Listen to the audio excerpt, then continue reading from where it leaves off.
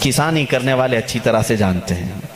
ہم مارکیٹ میں جا کر کے ایک بیج لے کر کے آئے، بیج لے کر کے آئے اور اس کو زمین میں بونا ہے۔ کام تو یہی ہے نا، زمین میں اگر بیج نہ ہو تو پودا نہیں، زمین میں اگر بیج نہ ڈالیں تو اس کی کوئی شاخ نہیں، جڑ تو لگانی پڑے گی۔ ہم بیج لے کر کے آئے، زمین میں ڈالے، یہی اصل ہے بیج، یہی اصل ہے۔ درخت کی اصل کیا ہے؟ یہ بیج ہے۔ ہم نے بیج زمین میں بو دیا، پودا نکلا، اس کے بعد بڑھتا گیا، فصلیں ہونے لگی۔ جب جوان ہوا تو ڈالیاں تھوڑی مضبوط ہوئیں، پھر اس کے بعد اس کی شاخیں پھیلی، پھر جوان ہوا اور بڑی عمر کا ہوا، اب اس میں پتے پھیلنے لگے۔ جب بڑا ہو گیا درخت تو اب اس میں پھول آئے، پھول آنے کے بعد پھر پھل آئے، اور پھر پھل کے بعد ہم نے دیکھا جو بیج زمین میں بویا تھا آخر میں پھل میں وہی بیج نکل آیا، پھر وہی بیج آیا۔ پھلی کو آپ کسی پھلی کے دانے کو زمین میں بوتے ہیں، اس کو بونے کے بعد جب پودا نکلتا ہے پھر اس سے شاخیں ہوتی ہیں۔ اس کا مطلب یہ ہوا کہ بیج اصل ہے پودے کو اگانے کے لیے، پتے بھی اسی بیج سے ہیں، پھول بھی اسی بیج سے ہیں، اور اس کی شاخ کی ساری ہریالی اسی بیج سے ہے۔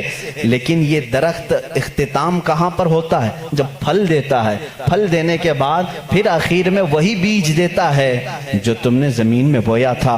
اس کا مطلب یہ ہوا کہ بیج اول میں ہو تو بھی اہمیت کا حامل ہے، آخر میں آئے تو بھی اہمیت کا حامل ہے۔ اسی طرح محمد عربی صلی اللہ تعالی علیہ وسلم کی ذات ہے کہ سارے انبیاء آدم علیہ السلام سے لے کر عیسیٰ علیہ السلام تک جو سلسلہ ہے یہ اسی بیج کے شاخیں ہیں، کوئی اس میں سے پھول ہے، کوئی اس میں سے ہریالی ہے، کوئی اس میں سے اس کی پتے ہیں، اور اخیر میں آنے والا وہی محمد رسول اللہ صلی اللہ تعالی علیہ وسلم جس کو اللہ نے شروع میں ہی رکھا تھا۔ وہ اصل کائنات ہے، مقصد کائنات ہے، کائنات کی وجہ اصل ہے۔ عزیزان گرامی، اس فلسفے کو اپنے ذہن میں رکھ کر کے اب میں ایک عالمی بات کرنے کے لیے آیا ہوں۔ جب اس رسول کے بارے میں ہم اتنی بڑی بات کہتے ہیں، وہی اول ہے، وہی آخر ہے، اور خدا کے بعد محمد عربی صلی اللہ علیہ وسلم اور خدا کے درمیان کوئی تیسرا مقام نہیں ہے۔ اللہ رب العزت کے بعد دنیا میں اگر کوئی مقام ہے تو وہ صرف رسول پاک کا ہے۔ باقی سارے انبیاء اکرام علیہ السلام سب نبی ہیں، لیکن بعد محمد عربی صلی اللہ علیہ وسلم، میرے آقا صلی اللہ علیہ وسلم کی فضیلت کے بعد ہی ہیں، وہ افضل الرسل ہے۔ جب ہم اتنی بڑی بات کرتے ہیں تو کیا وہ رسول صرف مکہ والوں کے لیے آئے تھے؟ کیا وہ رسول صرف عربی لوگوں کے لیے تھے؟ کیا وہ رسول صرف ان کے ارد گرد رہنے والوں کے لیے آئے تھے؟ نہیں میرے عزیزوں، قرآن کہتا ہے وَمَا أَرْسَلْنَاكَ إِلَّا كَافَّةً لِلنَّاسِ بَشِيرًا وَنَذِيرًا، اے رسول ہم نے سارے انسانوں کے لیے آپ کو بشیر و نذیر بنا کر بھیجا ہے، سارے انسانوں کے لیے، چاہے وہ امریکہ کا رہنے والا ہو، یوکے کا ہو، افریقہ کا ہو، کسی بھی جگہ کا ہو، کسی بھی جگہ کا ہو، انسان اگر ہے تو اس انسان کی طرف میرا نبی رسول بن کر آیا ہے۔ اس رسول کا آنے کا مقصد صرف مکہ نہیں ہے، ایک علاقہ نہیں ہے، ایک شہر نہیں، ایک ملک نہیں، بلکہ وہ آفاقی رسول ہے۔ اس سے پہلے جتنے بھی رسول آئے ان کو ان کی قوم کا رسول بنا کر بھیجا گیا تھا۔ وَمَا أَرْسَلْنَا مِن رَسُولٍ إِلَّا بِلِسَانِ قَوْمِهِ، اللہ فرماتا ہے ہم نے جس رسول کو بھی بھیجا ہے ان کو اپنی قوم کی زبان کے ساتھ بھیجا، اور ایک خاندان کے لیے بھیجا، یا کبھی ایسا ہوا کہ ایک ملک کے لیے بھیجا، ایک گاؤں کے لیے بھیجا، لیکن رسول کریم صلی اللہ تعالی علیہ وسلم کی آمد پوری کائنات کے لیے، پوری کائنات کے لیے۔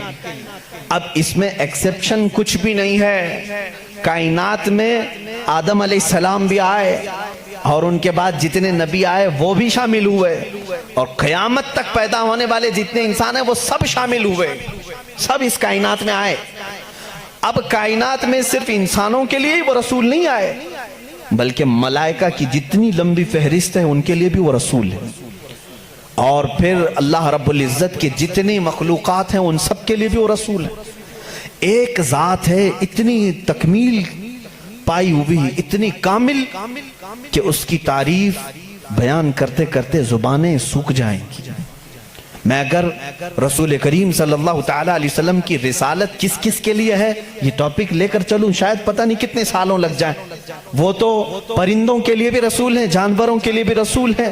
پرندوں کے لیے کیسے رسول ہیں ایک الگ ٹاپک ہے، وہ جانوروں کے لیے کیسے رسول ہیں وہ الگ ٹاپک ہے، وہ جنات کے رسول ہیں ان میں کیا تبلیغ کریں گے ان کے لیے الگ رسول ہیں، الگ ایک ٹاپک ہے۔ میرے عزیزو اتنا ہی نہیں، وہ نبیوں کے بھی رسول ہیں۔ اسی لیے تو قرآن نے چوتھے پارے میں وعدہ لیا ہے نبیوں سے، وَإِذَا أَخَذَ اللَّهُ مِيثَاقَ النَّبِيِّينَ لَمَا آتَيْتُكُم مِّن كِتَابٍ وَحِكْمَةٍ ثُمَّ جَاءَكُمْ رَسُولٌ مُصَدِّقٌ لِّمَا مَعَكُمْ لَتُؤْمِنُنَّ بِهِ وَلَتَنصُرُنَّهُ۔ قرآن کہتا ہے یہ سورہ نساء میں، سورہ آل عمران میں اللہ تعالیٰ یوں فرماتا ہے، یاد کرو اس وقت کو جب سارے نبیوں کی روحوں کو جمع کر کے اللہ نے ایک وعدہ لیا تھا۔ جتنے بھی نبی دنیا میں آنے والے تھے ان سب نبیوں کی روحوں سے اللہ نے وعدہ لیا تھا۔ کس بات کا وعدہ؟ اللہ تعالیٰ ان سب سے وعدہ لیتا ہے کہ میرا ایک آخری رسول آئے گا، اگر وہ تمہارے زمانے میں آ جائے تو تم سب کے سب اس پر ایمان لاؤ گے اور اس کی مدد کرو گے۔ لَتُؤْمِنُنَّ بِهِ وَلَتَنصُرُنَّهُ، تم ضرور اس کی مدد کرو گے اور اس پر ایمان لاؤ گے۔ پھر کسی اور کی شریعت اس کے ہوتے ہوئے نہیں رہے گی، وہ رسول آ جائیں تو پھر ساری شریعتیں ختم ہوں گی، صرف شریعت مصطفیٰ چلے گی۔ اسی لیے تو ایک بار حضرت عمر فاروق رضی اللہ تعالیٰ عنہ تورات پڑھ رہے تھے حضور کے سامنے، حضرت ابو بکر بھی بیٹھے تھے رضی اللہ تعالیٰ عنہما، تو حضور صلی اللہ تعالیٰ علیہ وسلم کا چہرے کا رنگ بدل رہا تھا، ناراضگی کے آثار نظر آ رہے تھے۔ حضرت عمر دیکھ ہی نہیں رہے تھے، وہ پڑھے جا رہے تھے۔ تورات کس کی کتاب ہے؟ موسیٰ علیہ السلام پر اتری ہے، مقدس کتاب ہے۔ حضور اکرم صلی اللہ تعالیٰ علیہ وسلم کے اس جلال کے اثر کو صدیق اکبر رضی اللہ تعالیٰ عنہ نے بھانپ لیا۔ حضرت عمر کو انہوں نے زور سے کہا، اے عمر دیکھتے نہیں رسول کریم صلی اللہ تعالیٰ علیہ وسلم کی ناراضگی کو؟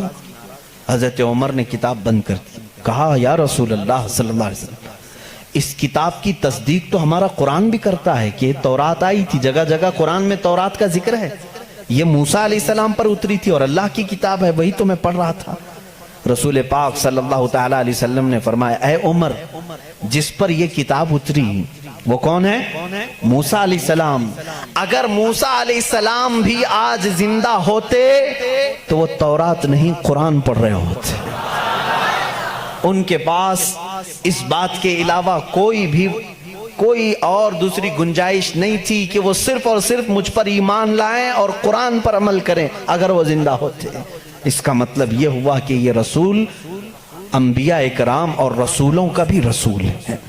اب یہاں پر میں تھوڑی سی باتیں آپ کو الگ انداز میں لے کر کے چلوں گا تاکہ میرے مخاطب اس زمانے میں بہت دوسرے لوگ بھی ہیں۔ الحمدللہ ایک مسلمان اپنے نبی کونین صلی اللہ تعالیٰ علیہ وسلم کے متعلق جان فدا کرنے کی بات کرتا ہے۔ یقیناً میں اگر کہوں محمد صلی اللہ تعالیٰ علیہ وسلم، میں نے کسی سے کہا نہیں کہ چوم لو، لیکن ہمارا دل کہتا ہے کہ وہ جب نام آئے تو ہم چوم لیتے ہیں، اتنا بھی عقیدہ ہمارے پاس ہے۔